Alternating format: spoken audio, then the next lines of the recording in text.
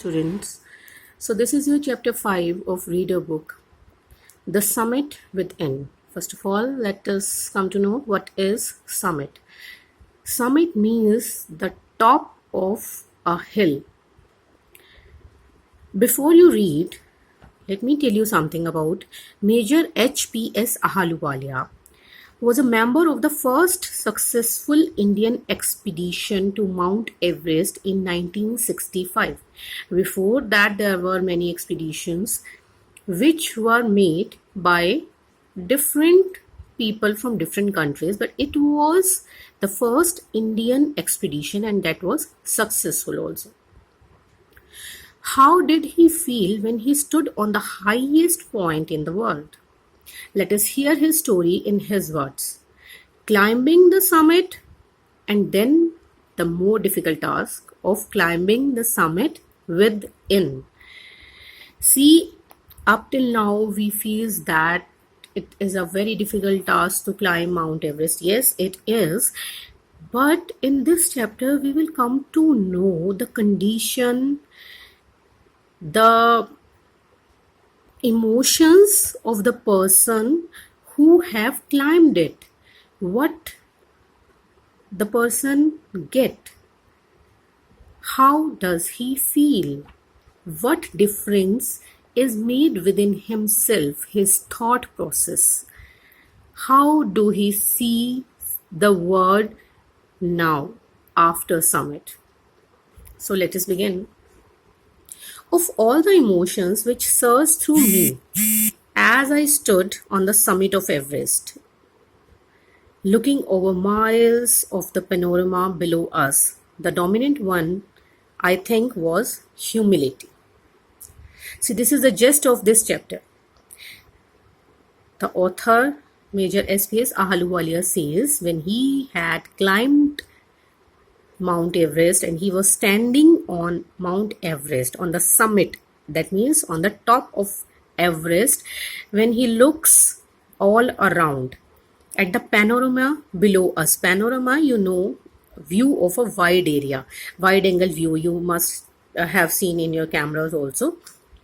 So he was just looking at the panoramic view standing there. He says the most dominant emotion that came to my mind is humility. Humility here means that smallness, the feeling of smallness, considering the size of world, the size of Everest. He finds himself quite small in this world. The physical in me seemed to say, thank God it's all over. Physical in means, that means the bodily feelings of him. Definitely he was dead tired. With every step he used to feel how much distance is left. So the bodily, the physical in him said, thank God it's all over. However, instead of being jubilant, very happy, there was a tinge of sadness. Apart from the physical condition, his mental condition says that he had a slight tinge, slight trace of sadness. Was it because I had already done the ultimate in climbing? And there would be nothing higher to climb, and all roads hereafter would lead down. See, this is exactly the feeling we get when we complete our annual exams.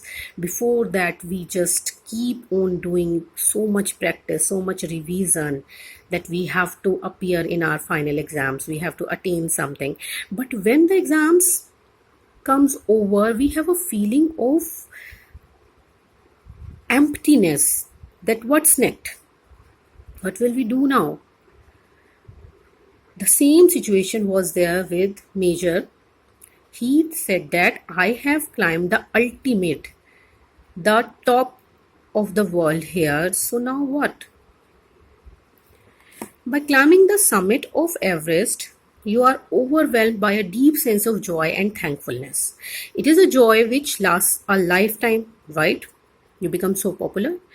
The experience changes you completely. The man who has been to the mountains is never the same again. Again, this line means something very important. Read between the lines that the man who has been to mountains is never the same again. He wants to say that mountains changes you internally.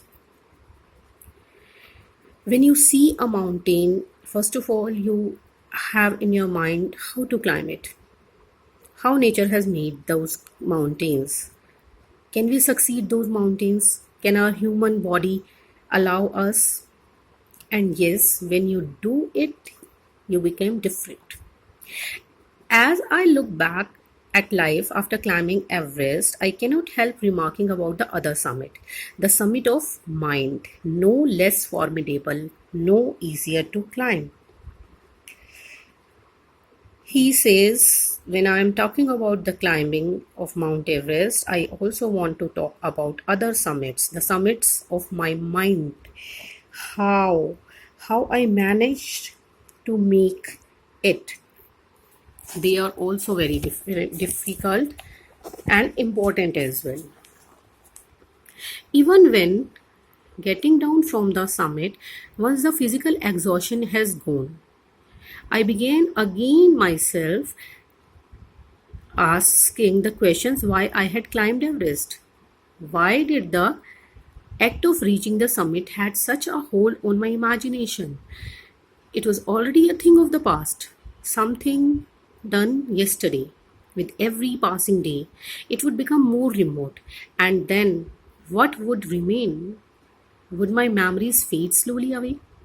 Now, the poet says, after getting down from Mount Everest, after taking rest for a few days, when the physical exhaustion, physical tiredness, fatigue was over, now he start thinking in his mind why he chose to climb Mount Everest. Was it just that it was the top? I have to achieve something, but what next? I have achieved it. It is a past thing. So now he feels that will its memories fade away? Will all those blood he shed, it means here the physical labor he had done, climbing the mountain, the lack of oxygen, everything, will it all fade down? All these thoughts led me to question myself why people climb mountains. It is not easy to answer the question. The simplest answer would be what others have said, because it is there. He said, now I am thinking that why do people climb mountain? The simplest answer could be because it is there. Mountains are there, so we climb it. It presents great difficulties. Men take delight in overcoming obstacles. Now, we human beings have our nature that whenever we find a difficulty, obstacle means difficulties, problems, hindrances, we want to overcome it. A climb to a summit means endurance, persistence, and willpower. Endurance means the power to bear something, which we call to बर्दाश्त करना और सहन करना. Persistence, your continuous effort, and willpower. The demonstration of these physical quality is no doubt exhilarating, as it was for me also. Now I have a more personal answer. It was a general answer which anybody could have give. From my childhood, I have been attracted by mountains. I had been miserable, lost when away from mountains. So he said, I was brought up in the mountains, in the hills itself, and whenever I go to the plains, I would find myself miserable.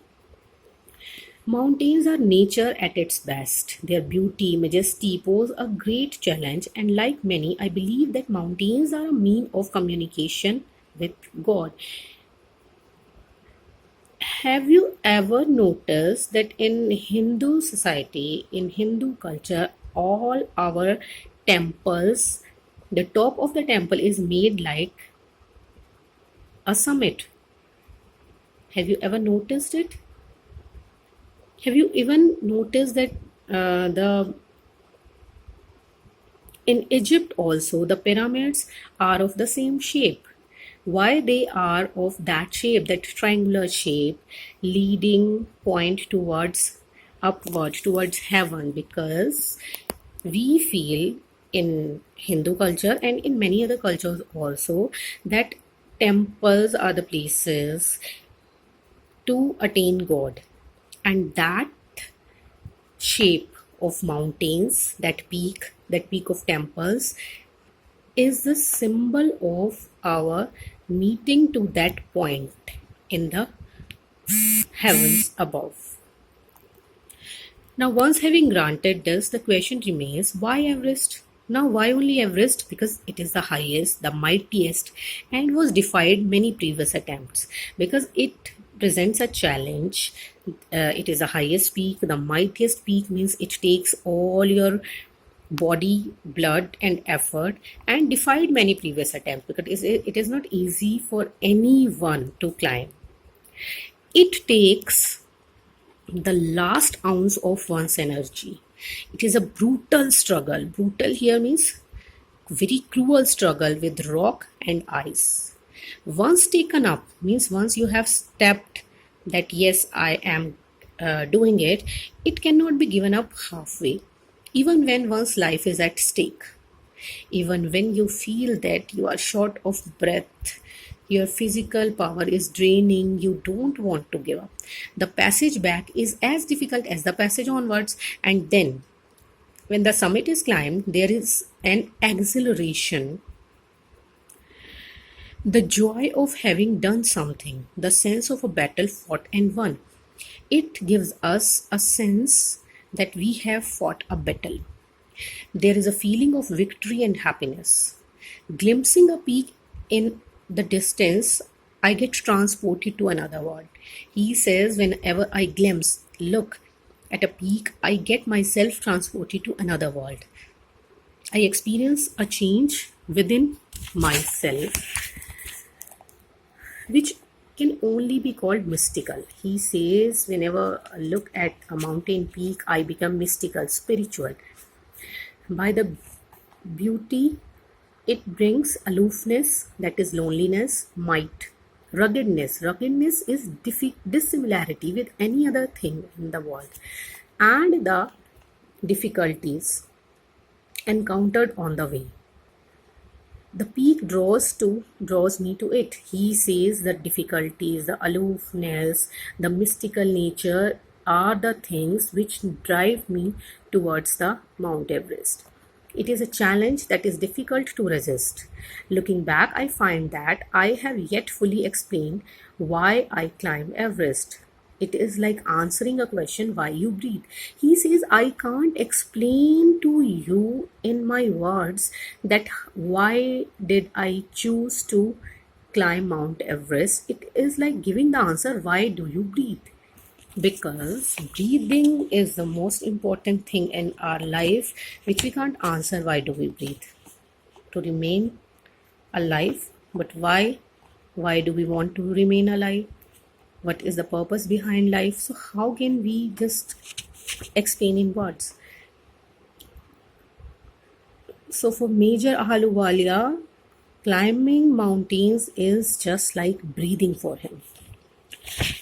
Why do you help your neighbor? Why do you want to do good acts? There is no final answer possible. So these are some questions which cannot be answered. Then there's a fact that Everest is not just a physical climb. The man who has been to the mountain top becomes conscious in a spatial manner of his smallness in a large universe. This was the very first line also. He says when a person climbs a mountain, looking from the top, the person finds himself quite small in this large universe. Right? So we'll do the next part later. Thank you.